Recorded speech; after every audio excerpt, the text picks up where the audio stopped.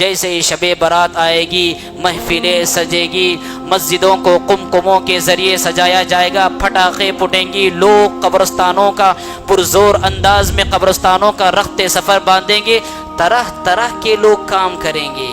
یہ ساری کی ساری چیزیں بدعت ہے۔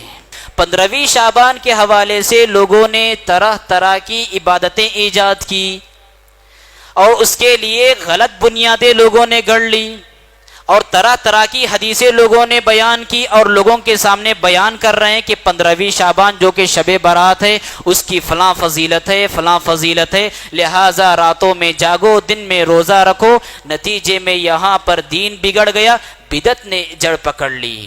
ایک حدیث ہے جو بہت مشہور ہے، جس کو لوگ بڑے زور و شور کے ساتھ بیان کرتے ہیں کہ اللہ کے رسول صلی اللہ علیہ وسلم نے فرمایا کہ اللہ رب العالمین 15ویں شعبان کی رات کو آسمان دنیا پر نازل ہوتا ہے، لہٰذا تم اس رات کا قیام کرو اور اس دن کا روزہ رکھو۔ اور اللہ رب العالمین اس دن مخلوق کو اتنی کثرت سے بخشتے ہیں، اتنی کثرت سے بخشتے ہیں کہ بنو کلب جو کہ قبیلے کا نام ہے، وہاں پر بکریاں بہت زیادہ تھیں، آپ نے فرمایا بنو کلب کی بکریوں کے بالوں سے بھی زیادہ اللہ رب العالمین لوگوں کی مغفرت کرتا ہے۔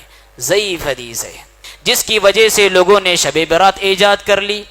تو غلط بات پر بنیاد رکھنے کی وجہ سے دین بگڑتا ہے، بدعتیں رواج پاتی ہیں، غلط قصہ آپ نے پڑھ لیا، اس کے مطابق آپ نے عمل شروع کر دیا، موضوع اور من گھڑت آپ نے حدیث سن لی اور پڑھ لی، اس کی بنیاد پر آپ نے عبادت شروع کر دی، تو یہاں سے دین میں بگاڑ پیدا ہوتا ہے۔ یہ پہلی اور بنیادی وجہ ہے۔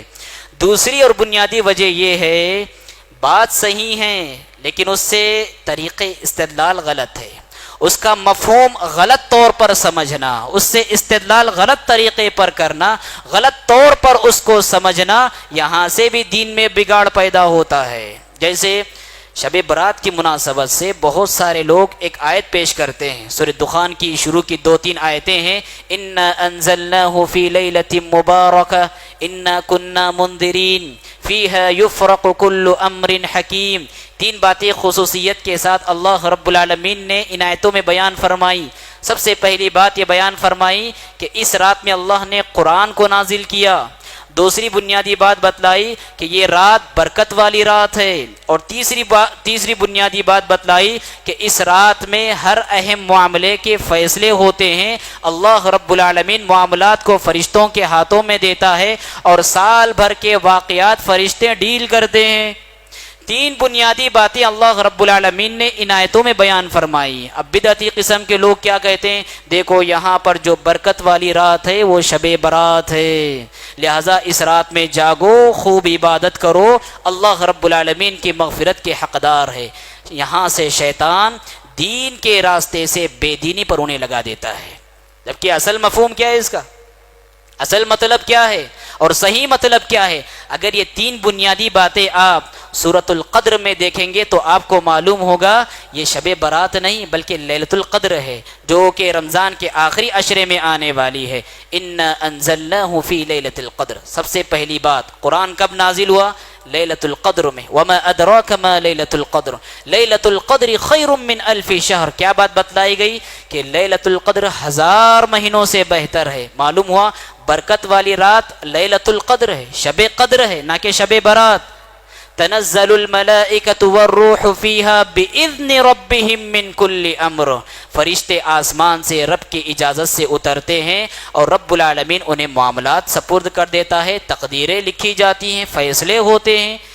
3 بنیادی باتیں جو ہم کو سورہ دخان کی آیت میں معلوم ہوئی، اس کو اگر لیلۃ القدر کو ہم دونوں کو جوڑ کر دیکھیں گے تو معلوم ہوگا کہ شب برات کے تعلق سے نہیں بلکہ شب قدر کے تعلق سے ہے۔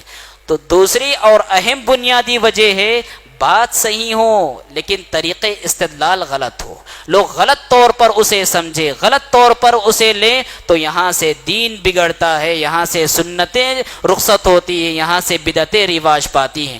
تو غلط بات پر اگر ہم بنیاد رکھیں گے دین میں بگاڑ پیدا ہوگا، صحیح بات غلط طور سے لیں گے یہاں سے دین میں بگاڑ پیدا ہوگا، اور یہی ہوا یہی ہوا کہ شب برات انہی بنیادوں پر قائم ہوئی، غلط بات پر قائم ہوئی، غلط طریقے استدلال پر قائم ہوئی، نتیجے میں آج سبحان اللہ دور شباب اس کا گزر رہا ہے۔ جیسے ہی شب برات آئے گی، محفلیں سجے گی، مسجدوں کو قمقموں کے ذریعے سجایا جائے گا، پٹاخے پھٹیں گی، لوگ قبرستانوں کا پرزور انداز میں قبرستانوں کا رخت سفر باندھیں گے، طرح طرح کے لوگ کام کریں گے۔